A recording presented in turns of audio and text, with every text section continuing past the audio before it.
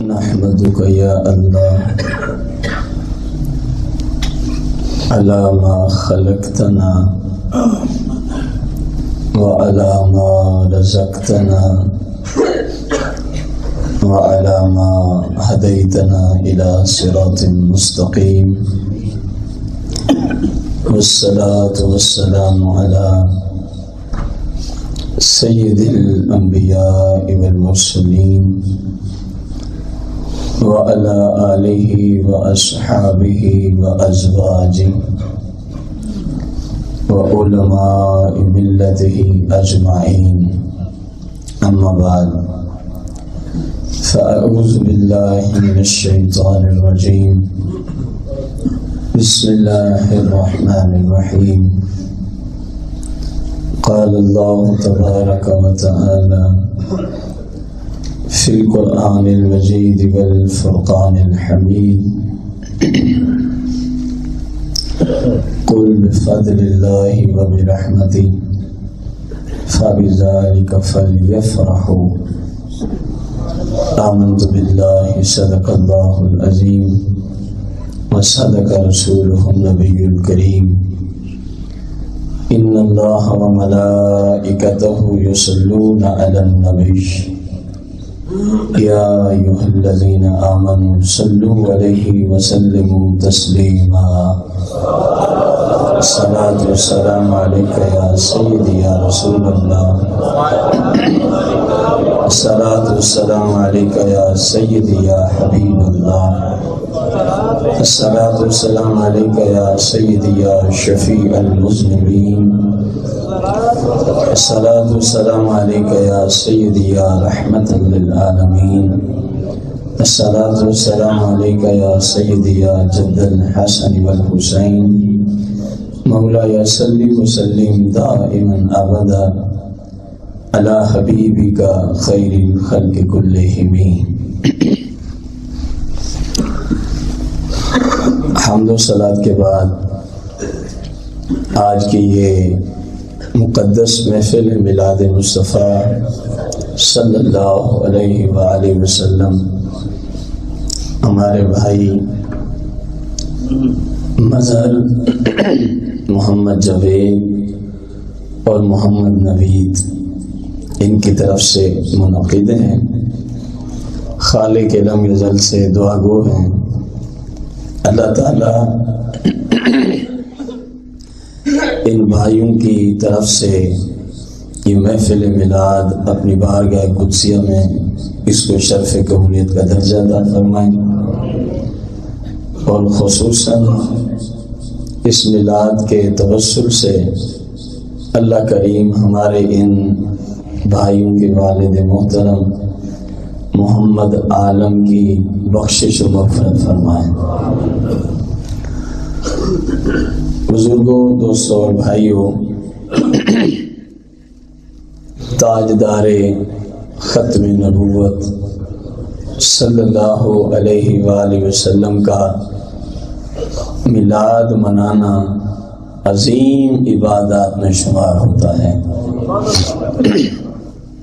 اس سے بڑی مصیبتیں ٹلتی ہیں، بڑے سے بڑے انسان پر آئے ہوئے حوادثات وہ بھی دور ہو جاتے ہیں۔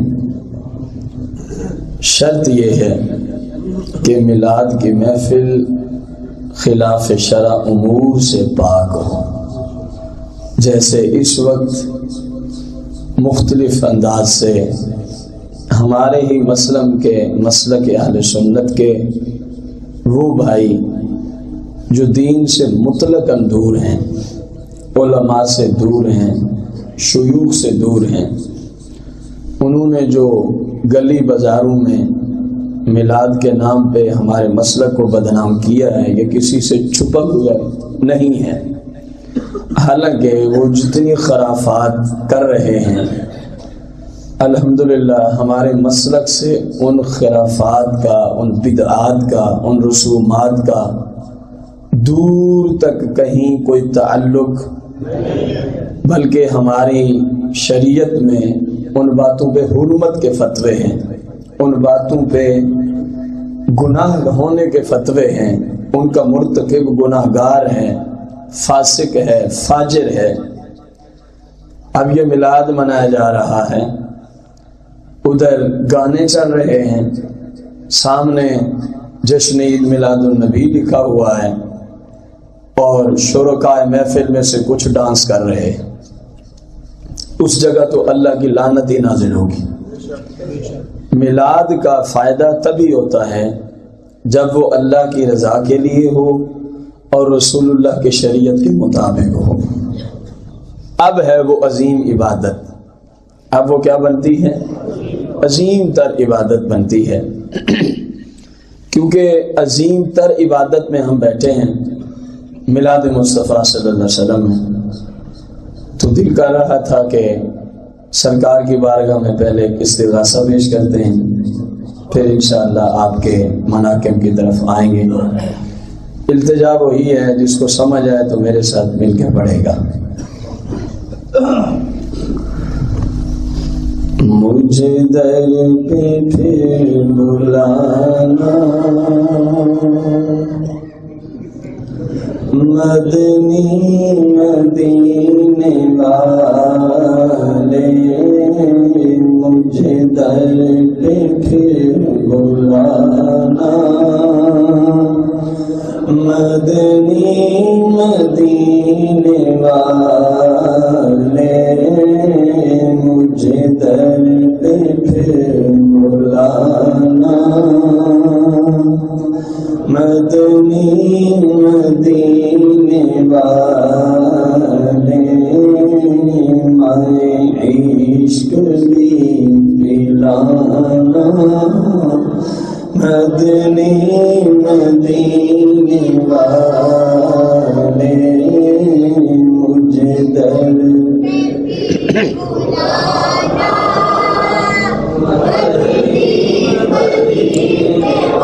سارے دوست مل کے پڑھیں، سرکار کے بارگاہ میں دعا ہو رہی ہے۔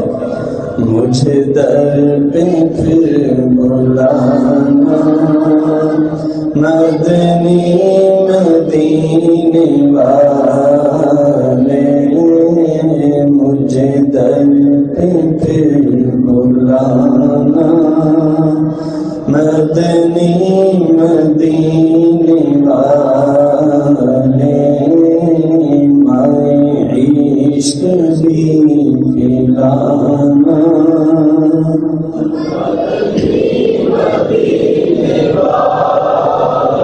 میری آنے والی نسلیں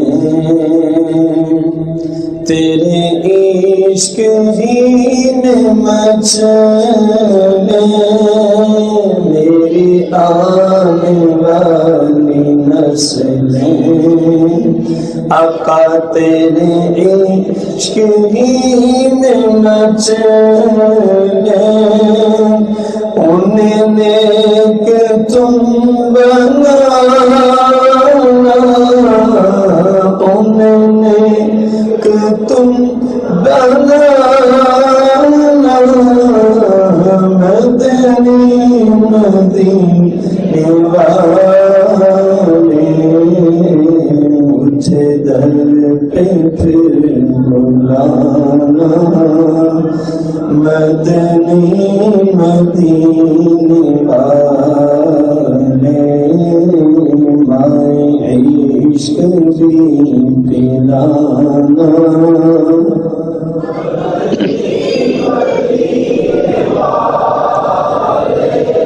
دین پہ چلنا اس وقت کتنا مشکل ہے۔ امیر اہل سنت فرماتے ہیں، میرے سب عزیز چھوٹے، سبھی یار بھی تو روٹھے، میرے سب عزیز چھوٹے، سبھی یار بھی تو روٹھے، میرے سب عزیز چھوٹے، سبھی یار بھی تو روٹھے، اٹھے کہیں تم نہ روٹھ جانا، کہیں تم نہ روٹھ جانا، کہیں تم نہ روٹھ جانا، مدنی مدینے والے مجھے در پہ پھر بلانا،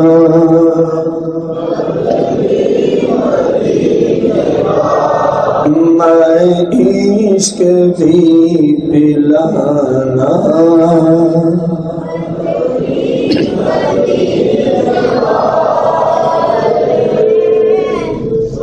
مدنی مدینے والے، مدنی مدینے والے، مدنی مدینے والے،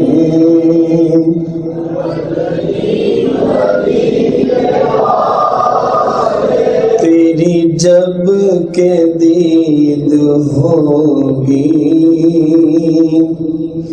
جبھی میری عید ہوگی، تیری جب کہ دید ہوگی، جبھی میری عید ہوگی، تیری جب کہ دید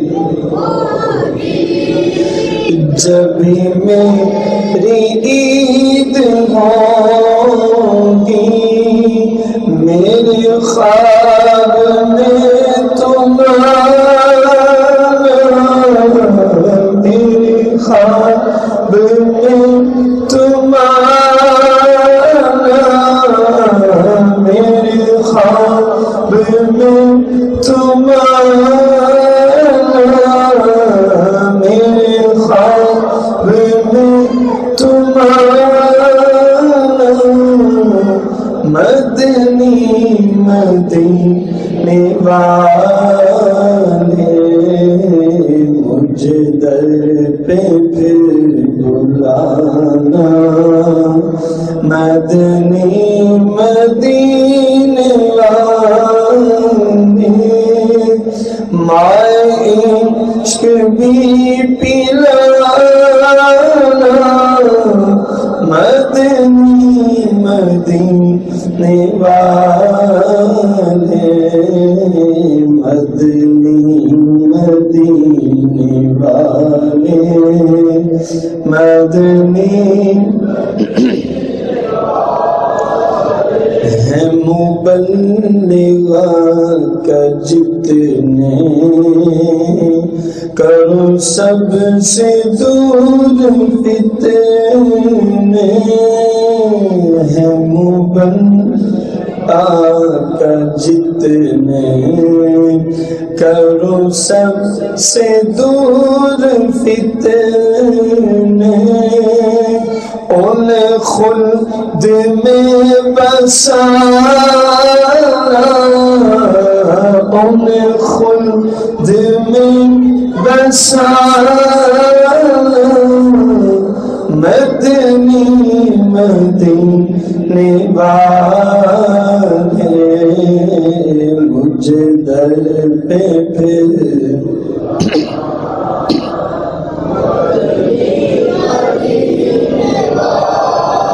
مائے عشق بھی پلانا، مدنی مدینے والے، مدنی مدینے والے، مدنی مجھے در پہ پھر بلانا،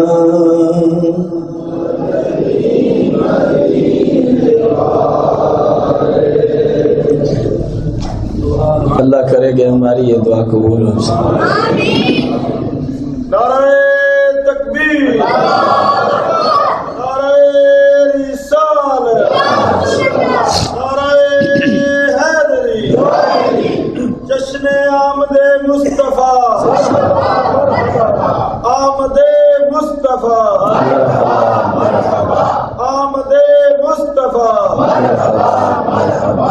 سیدی مرشدی یا نبی یا نبی سیدی مرشدی یا نبی یا نبی غلام ہے رسول کے غلام ہے غلام یہ رسول میں موت بھی قبول ہے جو ہو نہ عشق مصطفیٰ تو زندگی فضول ہے تاجدار ختم نبوت زندہ باد، تاجدار ختم نبوت زندہ باد۔ تاجدار ختم نبوت صلی اللہ علیہ وسلم کا فرمان علی شان، جس کو شیخین نے صحیحین میں روایت کیا ہے، بخاری اور مسلم میں۔ آپ صلی اللہ علیہ وسلم نے دعا بالحلاق، حجامت بنانے والے کو بلایا۔ عربی میں حلاق حجامت کرنے والے کو کہتے ہیں، خصوصاً لغت بنی طائع میں، کیونکہ عربیوں میں پھر کئی لغتیں ہیں۔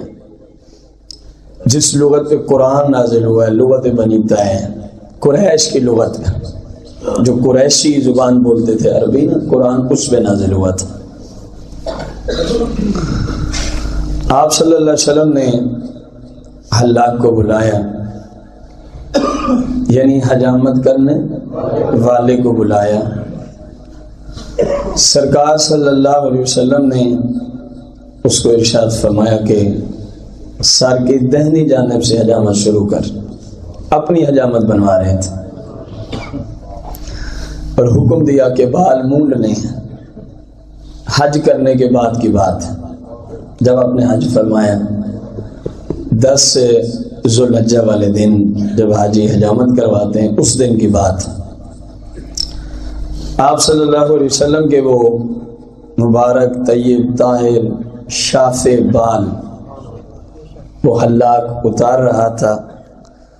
ثم دعا ابا طلحہ الانصاری رضی اللہ عنہ، پھر سرکار نے فرمایا کہ ابو طلحہ انصاری ادھر آ جائیں۔ ابو طلحہ انصاری جو مدینے کے رہائشی صحابہ تھے ان کو انصاری کہا جاتا ہے، جو مکہ سے ہجرت فرما کے گئے تھے ان کو مہاجر صحابہ کہا جاتا ہے۔ سرکار نے ابو طلحہ انصاری کو بلایا، فآتاہ ایاہ، تو وہ جو حلاق نائی آپ کے بال مبارک اتار رہا تھا نا، تو سرکار نے وہ بال حضرت ابو طلحہ انصاری کو عطا فرما دیے، اور صحابہ لائن میں کھڑے ہوئے ہیں۔ صحابہ کرام کی سالت میں ہیں، آگے کے ابو طلحہ انصاری کھڑے ہیں۔ اب لائن کیوں بنائی ہوئی ہے، لائن میں کیوں کھڑے ہیں؟ ان سے پوچھو نا جنہیں پتہ ہے کہ سرکار کی زلف کا مرتبہ رتبہ کیا ہے۔ ایسے تو نہیں، قرآن میں فرمایا وَاللَّيْلِ إِذَا يَغْشَىٰ، اے معبود جب آپ زلفوں کو سنوار کے بیٹھ جاتے ہیں، آپ کا رب آپ کی اس زلفوں کی حالت کی بھی قسم اٹھاتا ہے۔ یہ وہ مبارک طیب طاہر زلفیں ہیں۔ بخاری میں حدیث موجود ہے، ایک شخص کے پاس موجود تھی، تو صحابہ اور اہل بیت اور تابعین کا عقیدہ دیکھیں، سرکار کی زلف کتنی قیمتی سمجھتے تھے۔ وہ کہتے ہیں پوری کائنات کی دولت کچھ بھی نہیں ہے، بس اکیلی ایک زلف مصطفیٰ مل جائے تو سب سے بھاری اور وزنی چیز یہی ہے۔ اب وہ قیمتی دولت انہیں مل رہی تھی، وہ لائن اس لیے بنا کے کھڑے تھے۔ اب دینے والے تاجدار ختم نبوت خود ہیں، اور اس کو لینے والے آپ کے غلام صحابہ و اہل بیت ہیں۔ آخر زلفیں ہی تھیں، بال مبارک ہی تھے۔ سوچنے کی بات ہے کہ بال مبارک تقسیم کیوں فرمائے جا رہے ہیں؟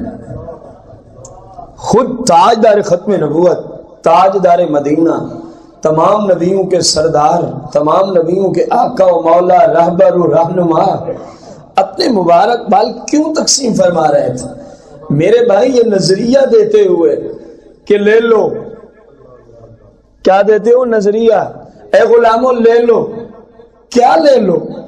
پوری کائنات وما فیہا، عالم برزخ، عالم محشر، فرمایا جہاں کہیں کوئی مشکل تمہیں پڑے آج ہم تمہیں مشکل کا حل دے رہے ہیں، یہ میری زلفیں تمہاری ہر مشکل کو حل کر دیا کرے گی، یہ میری زلفوں کی برکت سے تمہاری ہر مصیبت دور ہو جائے گی، ان زلفوں کی برکت سے تمہاری ہر آنے والی مصیبت کیا ہو جائے گی؟ دور ہو جائے گی، ٹل جائے گی۔ گویا تاجدار ختم نبوت صلی اللہ علیہ وسلم بخاری اور مسلم کے حدیث میں یہ نظریہ عطا فرما رہے تھے، فرمایا ہم تو مشکل کشا ہیں ہی ہیں، جس چیز کو ہمارے جسم سے نسبت ہو جاتی ہے رب کے فضل سے وہ بھی مشکل کشا بن جاتی ہے، وہ چیز بھی مشکل کشا بن جاتی ہے۔ ابو طلحہ انصاری رضی اللہ تعالی عنہ کو جب سرکار بال عطا فرماتے ہیں، آپ صلی اللہ علیہ وسلم نے پھر ارشاد فرمایا اے ابو طلحہ یہ برکت ہے، یہ مبارک چیزیں ہیں، یہ طیب و طاہر ہیں، یہ مشکل دور کرنے کے لیے دی ہے، صرف اپنے پاس نہ رکھ۔ کیسا مقدس دین ہے ہمارا، اتنی عظیم دولت، اور سرکار فرماتے ہیں صرف اپنے پاس نہ رکھنا اے ابو طلحہ، کیونکہ بال تو سینکڑوں میں تھے، زلفیں تو سینکڑوں کی تعداد میں تھی، تو کیونکہ حج کا موسم تھا، ہزاروں کی تعداد میں صحابہ کرام موجود تھے۔ تاجدار ختم نبوت علیہ السلام فرماتے ہیں اے ابو طلحہ انصاری اب ایسے کر، یہ جتنے لوگ کھڑے ہیں نا منتظر کہ مجھے بھی کوئی زلف مل جائے، مجھے بھی کوئی زلف مل جائے، اب ایسے کر ان بالوں کو میرے تمام غلاموں میں تقسیم فرما دے، میرے تمام غلاموں میں کیا کر دے؟ تقسیم فرما دے۔ تاجدار ختم نبوت صلی اللہ علیہ وسلم سے نسبت رکھنے والی چیزیں سرکار نے خود بھی یہ نظریہ عطا فرمایا، صحابہ و اہل بیت کا بھی یہی عقیدہ تھا کہ سرکار سے نسبت رکھنے والی ہر چیز مشکل کشا ثابت ہوتی ہے، ہر چیز مشکل کشا ثابت ہوتی ہے۔ آپ اندازہ لگائیں جناب انس بن مالک، کون سے صحابی کی بات ہے؟ رضی اللہ تعالیٰ عنہ، آپ وہ صحابی ہیں، وہ مقدس صحابی ہیں، وہ مبارک صحابی ہیں جن کی والدہ ماجدہ سرکار کی بارگاہ میں انس کو لے آئی اور اپیل کرتی ہیں یا رسول اللہ ایک تحفہ لائی ہوں اگر آپ قبول فرما لیں۔ سرکار فرماتے ہیں کون سا تحفہ ہے؟ حالانکہ سب کچھ جانتے ہیں۔ یا رسول اللہ میری خواہش ہے یہ میرا بیٹا نا بس صرف آپ کی خدمت کے لیے وقف ہے، ہم اسے کوئی کام نہیں لینا چاہتے، یہ آپ کی خدمت کے لیے میں لے کے آئی ہوں، بیٹا میرا خدمت آپ کی کیا کرے گا۔ میرے آقا فرماتے ہیں ہم نے آپ کا تحفہ قبول فرمایا، ہم نے آپ کا تحفہ قبول فرمایا۔ معلوم ہوا اس حدیث مبارکہ سے کہ نیک لوگوں کی خدمت کرنا عظیم سعادت مندی ہے۔ سرکار کی بارگاہ میں اپنا بیٹا ہی واقف کر دیا۔ اب پتہ کتنا عرصہ سرکار کی خدمت میں رہے؟ 10 سال۔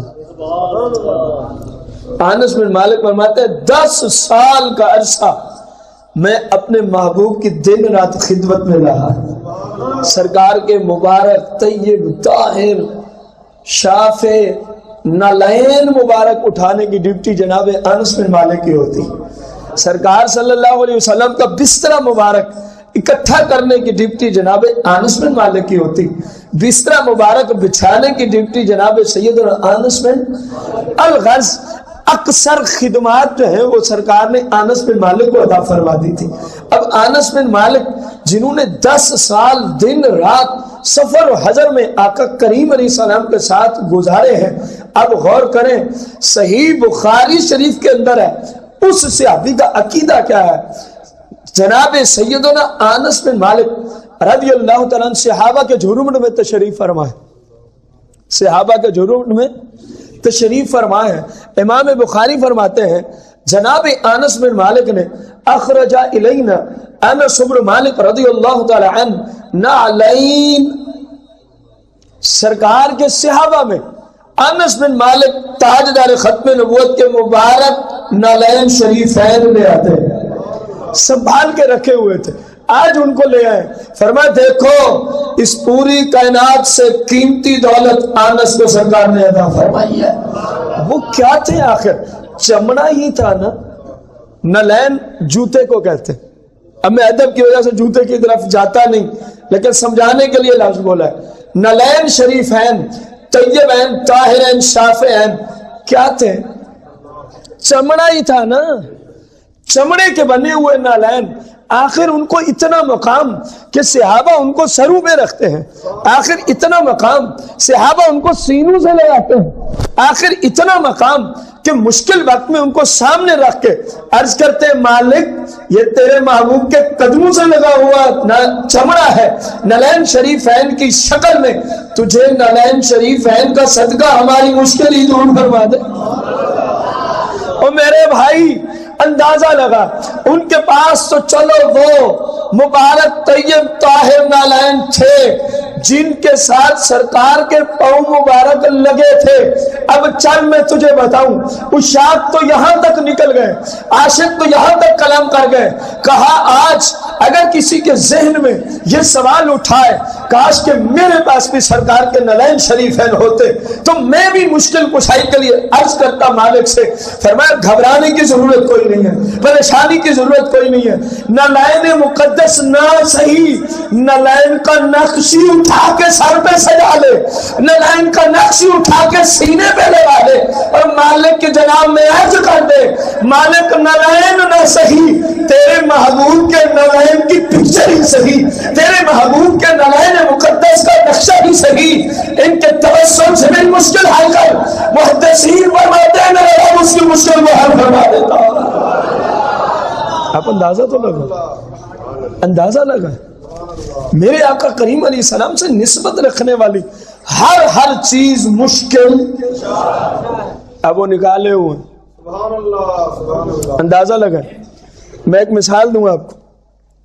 میں ممبر پہ بیٹھا ہوں، نہایت ہی ادنا ترین انسان ہوں، نہایت ہی پر تقصیر انسان ہوں.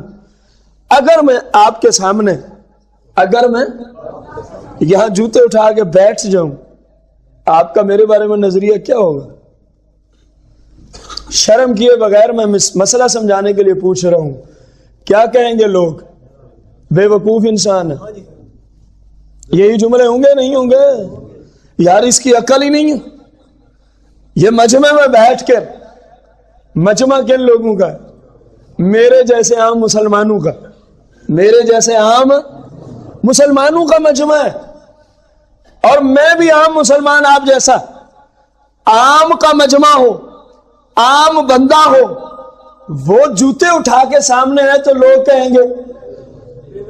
اب ان کا مجمع، صحابہ و اہل بیت کا مجمع، کائنات میں انبیاء کے بعد کوئی ایسا مجمع آپ مجھے دکھا سکتے ہیں جو صحابہ سے افضل ہو؟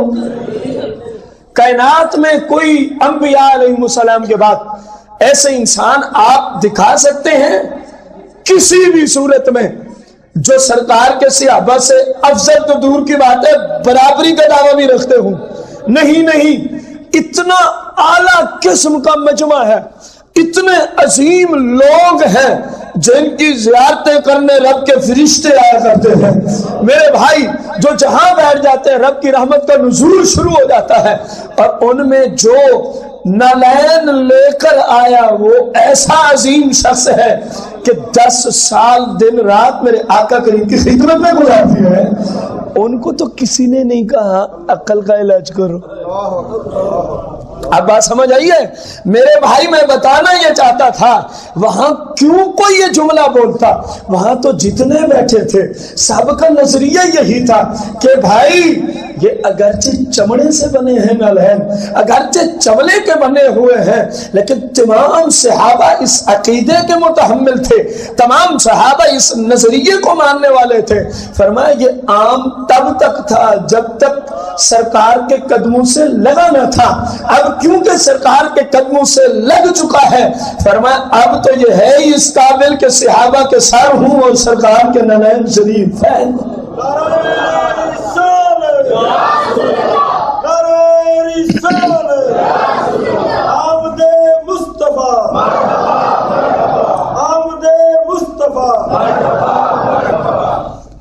سرکار کے نلین مقدس اور صحابہ کے پتہ یہ کتنے عظیم لوگ ہیں.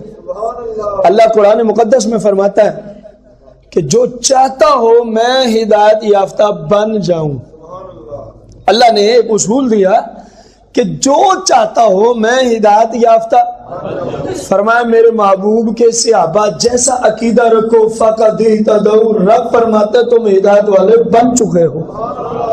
جن کو ہدایت کی دنیا میں، جن کو ایمان عشق و محبت کی دنیا میں رب کی ذات قرآن میں نمونے کے طور پہ پیش فرما رہا ہے، ان صحابہ کی میں بات کر رہا ہوں، وہ سرکار کے نالائن مقدس اپنے سروں پہ اٹھایا کرتے تھے۔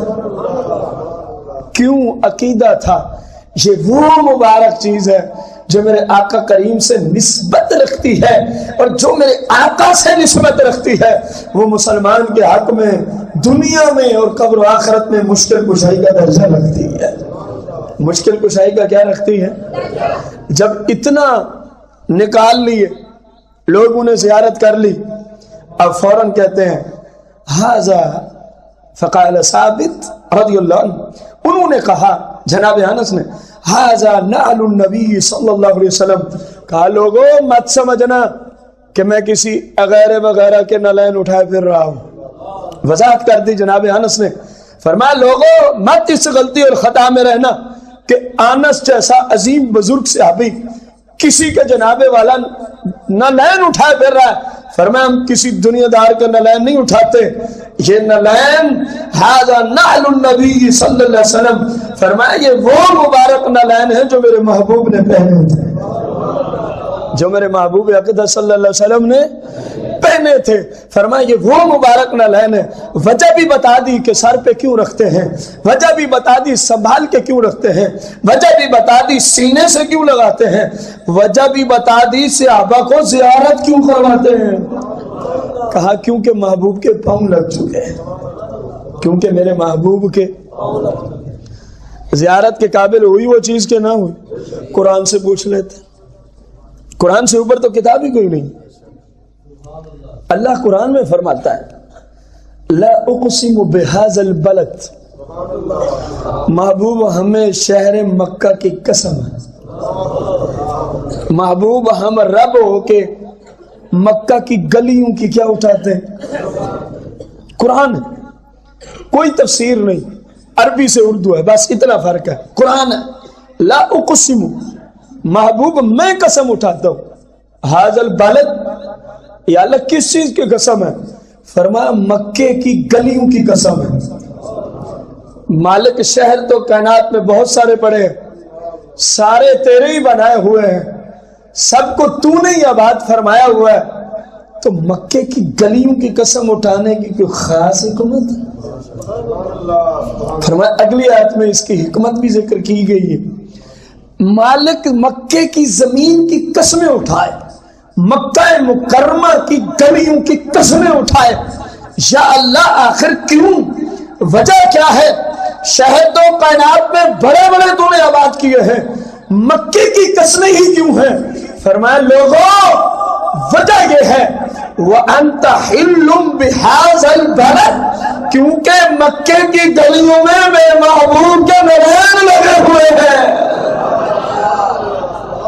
یار جہاں میرے محبوب کے نالین لگ جاتے ہیں، رب اس زمین کی قسمیں اٹھاتا ہے جن گلیوں میں سرکار کے مبارک نالین مس ہو جاتے ہیں، رب ان گلیوں کی قسمیں اٹھاتا ہے جس زمین کے ساتھ، جس شہر کے ساتھ میرے آقا کے نالے مقدس کو جناب والا نسبت ہو جائے اور وہ نالے مقدس کو چھو جائے۔ کبھی سوچا ہے چمڑا تھا نال بنے، سرکار کے قدموں سے محسوس ہوئے، پھر وہ نالائن شریفین مکہ کی سرزمین پہ لگے۔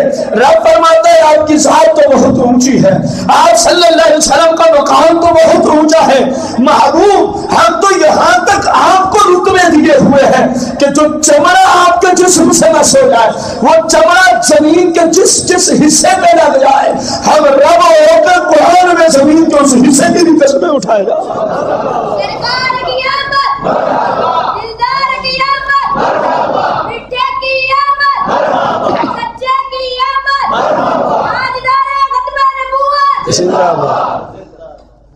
تو صرف مکے کی قسمیں اٹھی ہوں گی نا؟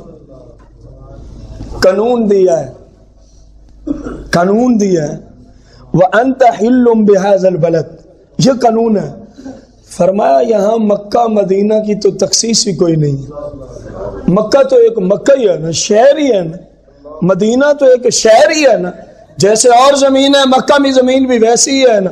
جیسے اور زمینیں ہیں مدینہ کی زمین بھی تو ویسی ہی ہے نا. یا اللہ تو پھر قسمیں کیوں ہیں؟ کیا صرف مکے کی قسم ہے؟ فرمایا قانون سمجھو. وَأَنْتَ حِلٌّ بِهَذَا، فرمایا قانون سمجھو، سمجھنے کی کوشش کرو کہ میں کیوں قسم اٹھا رہا ہوں، کیونکہ محبوب کے قدم لگے ہوئے ہیں. تو اب قرآن نے ہمیں اصول دے دیا، جس زمین کے حصہ پر سرکار کے قدم لگ جائے، قرآن کہتا ہے رب اس زمین کے حصے کی قسم اٹھا رہتا ہے. خواہ وہ مکہ ہو، خواہ وہ مدینہ ہو، خواہ وہ ملک شام ہو، خواہ وہ جناب والا پہاڑ ہوں، وہ پتھر ہوں، خواہ وہ غار ہرا ہو، خواہ وہ غار ثور ہو. رب فرماتے مجھے ان کی قسم ہے. کیوں؟ میرے محبوب کے مبارک پاؤں جو لگ گئے. میرے محبوب کے مبارک کبھی سوچا ہے جہاں رکھا اور چلے گئے، جہاں میں کچھ کہنا جا رہا ہوں غور کرنا، جہاں قدم رکھا اور مبارک قدم بس یوں رکھا اور تشریف لے گئے، اس کی تو رب اٹھائے قرآن میں قسمیں. اور جہاں آج تک تشریف ہے اللہ اکبر. جملے نہیں ہیں، ہم قاصر لوگ ہیں، اجل لوگ ہیں، اجمی لوگ ہیں، ہمارے پاس کلمات نہیں ہیں. جہاں رکھا اور اٹھا لیا، اور وہ بھی نلین طیب طاہر جوتا مبارک رکھا اور اٹھا لیا. رب اٹھائے قسمیں. اور جہاں خود تشریف فرمائے. ایک ذہن میں جملہ آ رہا ہے، اجازت ہے؟ سرکار نالین رکھے، رب قرآن میں زمین کی قسمیں اٹھائے. اور میرے آقا کے والدین کے بارے میں بھونکنے والوں، میں تم سے ایک سوال کرنے چلا ہوں. سرکار کے جسم سے چمڑا لگ جائے، وہ چمڑا زمین کے جس حصہ پہ لگ جائے، رب قرآن میں زمین کے اس حصہ کی قسمیں اٹھائے جس سیدہ کائنات سلام اللہ علیہ سیدتنا آمنہ سلام اللہ علیہ کے مبارک پیٹ میں میرے آقا تشریف فرما رہے. بے ایمانوں آج ان پہ کفر کا فتوے دیتے ہو، ان کے جوتے لگ جائے، رب زمین کی قسمیں اٹھاتا ہے کہ جن کے پیٹ کو شان بخشا ہوگا رب نے پوری آمنہ کی قسم نہ اٹھا ڈالی ہوگا. کچھ شرم کرو، کچھ حیا کرو. رب فرمائے محبوب بس بات تو آپ سے نسبت کی ہے، آپ کے نالین لگ گئے، ہم قسمیں اٹھاتے ہیں. جہاں سرکار کا رخ انور رہا، جہاں سرکار کا مبارک طیب طاہر علم نشرح والا سینہ رہا، اور سر پر رکھ کے اٹھایا نہیں، کئی ماہ تک رہا، کئی ماہ تک رہا. جہاں ذات مصطفیٰ خود رہی، اس ماں کے بارے میں آج فتوے ہیں معاذ اللہ وہ کافرہ تھی، وہ کافرہ ہے. کیا اتنی مبارک طیب طاہر چیز رب گندگی میں ڈالے گا؟ کیونکہ کافر کا جسم غلیظ ہوتا ہے، کافر کا جسم نجس ہوتا ہے، کافر کا جسم پلید ہوتا ہے. کبھی سوچا ہے تو نے یہ جملہ بولتے ہوئے کہ کتنی بڑی جسارت کرتا ہے تو، کتنا بڑا تو نے بہتان ڈالا ہے رسول اللہ کی ذات پر اور اللہ کی ذات پر، پھر سیدہ آمنہ کی ذات پر. رکھنے والا کون ہے؟ آپ سے ایک سوال کر کے نکلنا چاہوں گا آگے. اگر آپ کو کوئی مسلمان یہ کتاب دے دے، میں بہت اونچا نہیں جاتا، فتاوی رضویہ شریف، کسی انسان کو کوئی انسان یہ جو مسلمان ہے اس کو بندہ کہے یہ سامنے دو مقام ہیں، ان میں سے کسی ایک مقام پہ آپ اس کتاب کو رکھ کے آ جائیں. ایک میز پڑا ہے، دو میز ہیں سامنے، اس کے اوپر ساری غلاظت پھیلی ہوئی.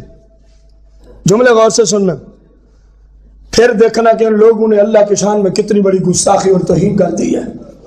دو میز ہیں، اس کے ذمہ لگا کہ اس کتاب کو رکھنا ہے.